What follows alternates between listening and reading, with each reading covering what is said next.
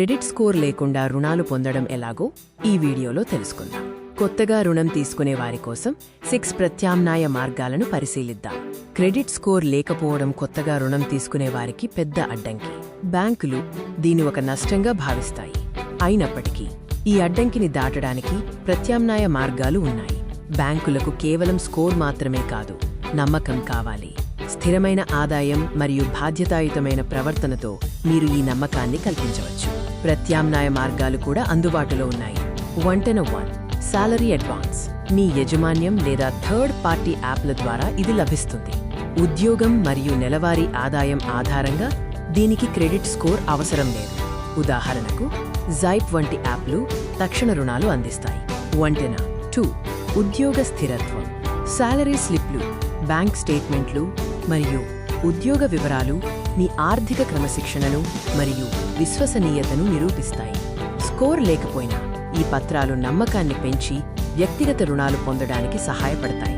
3 తక్కువ రుణంతో ప్రారంభించండి. మొదటిసారి పెద్ద రుణం అడిగితే బ్యాంకులకు ప్రమాదకరంగా అనిపించవచ్చు.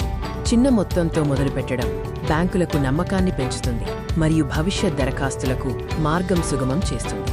4 కమ్యూనిటీ నమ్మకం. క్రెడిట్ యూనియన్లు లేదా సహకార రుణ సంస్థలలో సభ్యత్వం ద్వారా రుణాలు పొందవచ్చు. ఇక్కడ క్రెడిట్ రిపోర్ట్ బదులు మీ సామాజిక సంబంధాలు మరియు నమ్మకం ఆధారంగా రూ. 1,00,000 వరకు వ్యక్తిగత రుణం లభించే అవకాశం ఉంది. 5 దరఖాస్తుదారుడి రక్షణ. మంచి క్రెడిట్ స్కోరున్న జీవిత భాగస్వామి లేదా కుటుంబ సభ్యుడిని దరఖాస్తుదారుగా చేర్చడం ద్వారా సులభంగా రుణం ఆమోదం పొందవచ్చు. ఇది మంచి నిబంధనలతో రుణం పొందడానికి సహాయపడుతుంది. 6 ప్రత్యామ్నాయ డేటా. మీ పొదుపు ఖాతాను నిర్వహించడం, సకాలంలో అద్దె చెల్లించడం మరియు యుటిలిటీ బిల్లులు చెల్లించడం వంటి ప్రత్యామ్నాయ సమాచారం బ్యాంకులకు మీ నమ్మకాన్ని అంచనా వేయడానికి సహాయపడుతుంది. ఒక గమనిక: సులభంగా ఆమోదం లభిస్తే వడ్డీ రేట్లు కొంచెం ఎక్కువ ఉండవచ్చు. క్రెడిట్ స్కోర్ లేకుండా రుణం ఇచ్చేటప్పుడు బ్యాంకులు ఎక్కువ రిస్క్ తీసుకుంటాయి, కాబట్టి సాధారణం కంటే వడ్డీ రేటు ఎక్కువగా ఉండే అవకాశం ఉంది. ఈ నిర్ణయ మ్యాట్రిక్స్ మీకు ఏ మార్గం సరైనదో ఎంచుకోవడానికి సహాయపడుతుంది. ఇది ఉద్యోగం, స్థిరత్వం, కమ్యూనిటీ లేదా దరఖాస్తుదారు వంటి కీలక అవసరాలను బట్టి రుణ పరిమాణాన్ని తెలియజేస్తుంది. ఈ నిర్ణయ ట్రీ ద్వారా సరైన మార్గాన్ని ఎంచుకోండి. మీకు స్థిరమైన ఉద్యోగం ఉంటే సాలరీ అడ్వాన్స్ లేదా జైప్ వంటి యాప్లను ఉపయోగించండి. లేదంటే దరఖాస్తుదారు సహాయం లేదా కో యాప్స్ మార్గాలను పరిశీలించండి.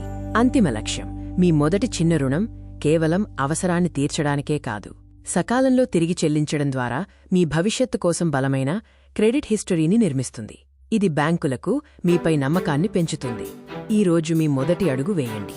మీ డాక్యుమెంట్లను సిద్ధం చేసుకోండి. మంచి క్రెడిట్ స్కోర్ ఉన్నవారి నుండి మద్దతు వెతకండి మరియు చిన్న మొత్తంతో ప్రారంభించండి.